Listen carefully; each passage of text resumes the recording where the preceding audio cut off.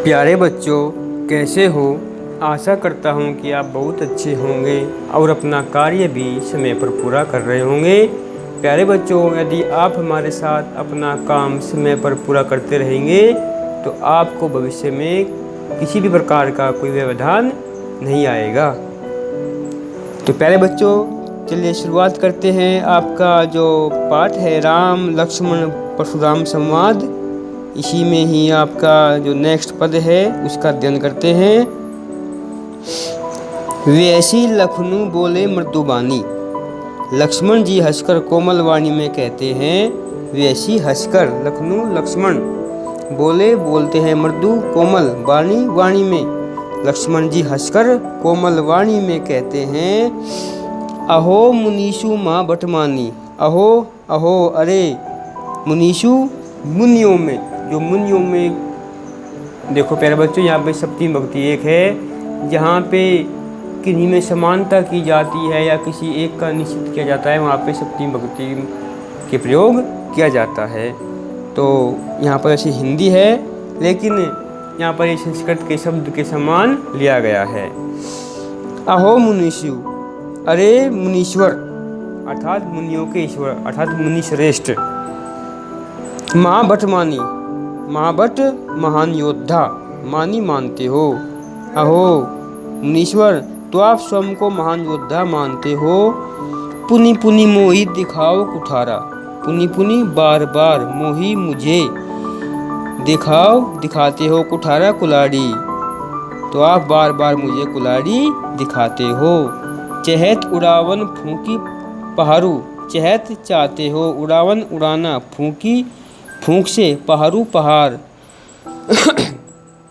और अर्थात आप फूंक से पहाड़ उड़ाना चाहते हो।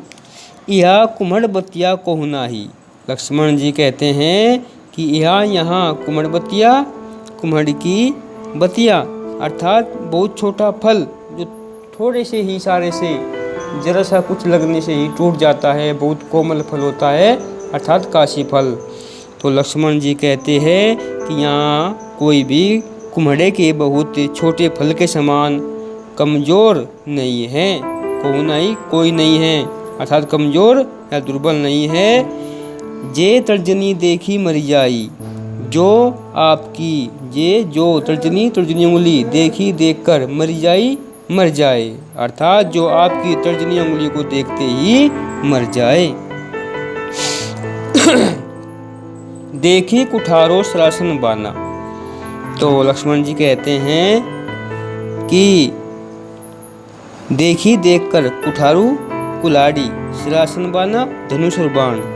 मैंने धनुष और बाण को देखकर ही मैंने कुछ कहा है सहित अभिमान से।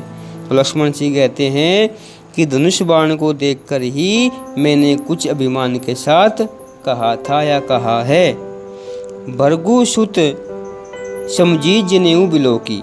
लक्ष्मण जी कहते हैं कि भृगुपुत्र अर्थात भृगुवंशी, समझकर जनेऊ धारण करने वाले अर्थात यज्ञोपवीत, बिलोकी देखकर। लक्ष्मण जी कहते हैं भृगुवंशी समझकर और यज्ञोपवीत देखकर जो कुछ कहूँ सौ ऋषियों की। जो कुछ भी आप कह रहे हैं उसे मैं अपने क्रोध को रोककर सह रहा हूँ। जो कुछ कहूँ कह रहे हैं सहू सहन कर रहा हूँ, ऋषि क्रोध रोककर। तो लक्ष्मण जी कहते हैं कि भृगुवंशी समझकर और यज्ञोपवीत देखकर जो कुछ भी आप कह रहे हैं उसे मैं अपने क्रोध को रोककर सह रहा हूँ। सुर महिषुर हरिजन अरुगाई।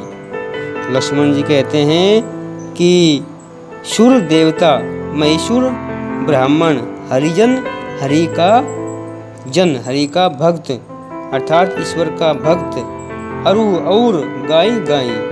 तो लक्ष्मण जी कहते हैं कि देवता, ब्राह्मण, ईश्वर भक्त और गाय हमरे कुल इन्हीं पर न सुराई। हमारे कुल में, हमारे परिवार में इन पर न सुराई नहीं वीरता अर्थात हमारे कुल पर इन पर वीरता नहीं दिखाई जाती।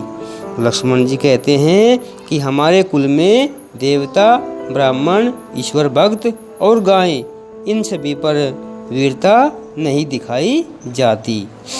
बधे पापू अपकीर्ति हारे।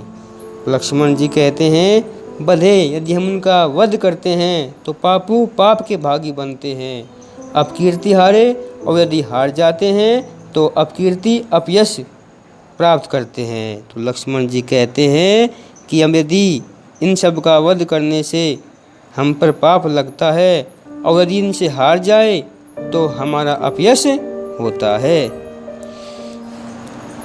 मारतू पा परियो तुम्हारे। मारतू यदि आप मारते भी है, पा पैर, परिये पढ़ना, तुम्हारे तुम्हारे, इसलिए यदि आप हमें मारते भी है तो हम आपके पैर ही पकड़ते हैं, या हमें तुम्हारे पैर ही पकड़ने चाहिए।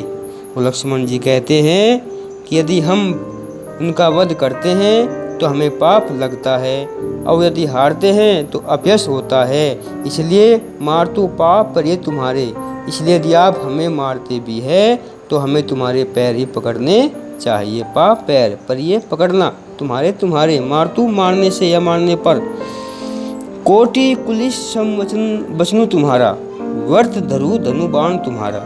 तो लक्ष्मण जी कहते हैं, क्या कहते हैं कि कोटि कुलिस यानी कोटि करोड़ों, कुलिस वज्र, सम समान, वचनु वचन, तुम्हारा तुम्हारा, अर्थात जो तुम्हारे वचन हैं वे करोड़ों वज्रों के समान हैं, अर्थात तुम्हारा वचन ही वज्र के समान है। वर्त धरु धनु बाण कुठारा, इसलिए आपने व्यर्थ ही धनुष बाण और कुल्हाड़ी धारण किए गए हैं या धारण किए हैं। वर्त व्यर्थ ही, बेकार ही, धरु धारण किए हैं, धनु धनुष, बाण बाण, कुठारा कुल्हाड़ी, इसलिए आपने व्यर्थ ही धनुष, बाण और कुल्हाड़ी या फरसा व्यर्थ ही धारण किए हैं। जो बिलो की अनुचित कहूँ क्षमु महामुनि धीर। तो लक्ष्मण जी कहते हैं कि मैंने इन्हें देखकर ही, अर्थात धनुष, बाण और फरसा अर्थात कुल्हाड़ी, इन्हें देखकर ही यदि मैंने अनुचित कहा है या कहा हो तो उसे धैर्य धारण करने वाले हैं महामुनि मुझे अक्षमा करे। जो बिलो की, जिसको देखकर अनुचित अनुचित कहूँ कहा है, क्षमु अक्षमा, महामुनि हे महामुनि, धीर धीर धैर्य धारण करने वाले, अर्थात इन्हें देखकर, इन्हें किन्हें, धनुष बाण और फरसे को देखकर मैंने यदि कुछ अनुचित कहा हो तो उसे किसे, उन मेरी बातों को, उसे धैर्य धारण करने वाले हे महामुनि मुझे अक्षमा करे। सुनी सरोष भृगुवंश मणि बोले गिरा गंभीर।